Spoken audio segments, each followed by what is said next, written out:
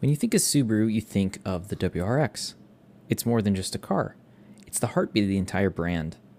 And even after all these years, through all the changes and controversies, I genuinely believe the WRX will never die. The WRX isn't just a nameplate, it's a story. It's a 30-year-long legacy that's been passed down through rally stages, through car meets, garages, and driveways. It's the kind of car that gets under your skin and stays there. Back in the day, the WRX was born from something real, from competition. Rallying wasn't just marketing, it was danger, skill, and chaos. Drivers like Colin McRae didn't just race WRXs, they defined them.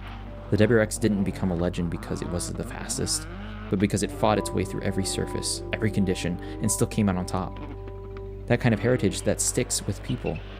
When you buy a WRX, you're not just buying a car, you're buying into that underdog story. That sense that maybe you could have been there too, sideways on gravel, feeling that same rush.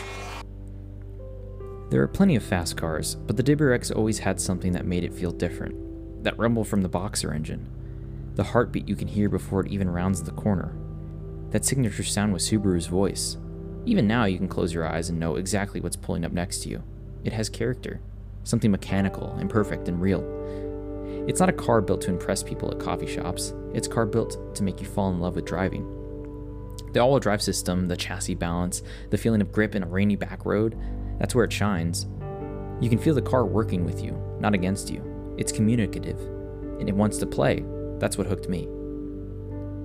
Yeah, I get it. The new WRX stirred up a lot of debate. The design's polarizing, the engine's quite different, and it doesn't sound like it used to.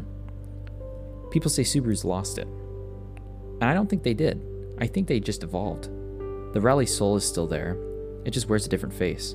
And it's still punchy, it's still a manual, and it's still built to be driven hard. And honestly, it still feels like a WRX. Sure, it's not perfect, but tell me which generation is? Every single one has been hated at launch. The bug eye was ugly, the blob eye was soft, and the VA is boring. And now, people defend all of them like they're sacred. That's the cycle, because every time Subaru moves forward, the WRX faithful hold on tighter to what they had. But give it time, this generation will have its defenders too.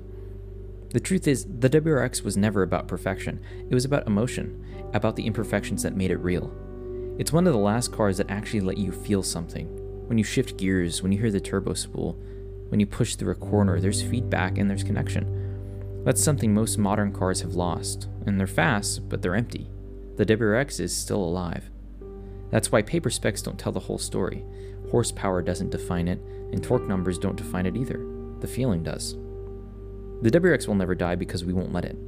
It's the owners, the ones that spend hours wrenching on it, cleaning it, tuning it. The ones who break something on a Friday night and still find a way to make it to Cars and Coffee on a Saturday morning.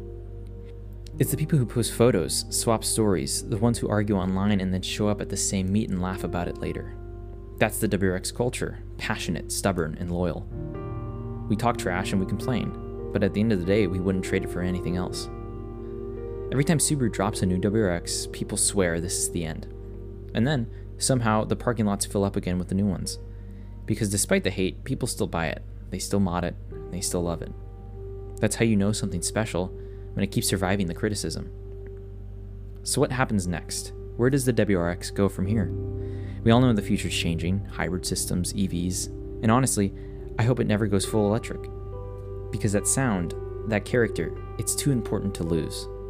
But if Subaru ever made a hybrid WRX, something that blends that heritage with new technology, I think it might work. Because the WRX isn't defined by its engine alone. It's defined by its spirit, by that underdog energy, that connection between driver and machine. That won't disappear, no matter what powers it.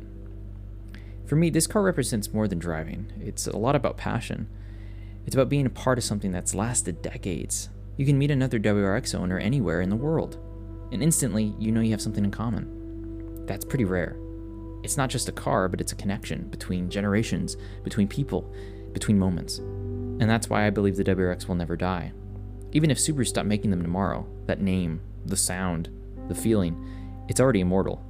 It's in every memory, every backroad pull, every late night garage session. That's what keeps it alive. When I walk up to my WRX, I still smile, because to me, it's proof of something bigger. Proof that some things in life still have soul. Proof that you can still feel connected to whatever you drive.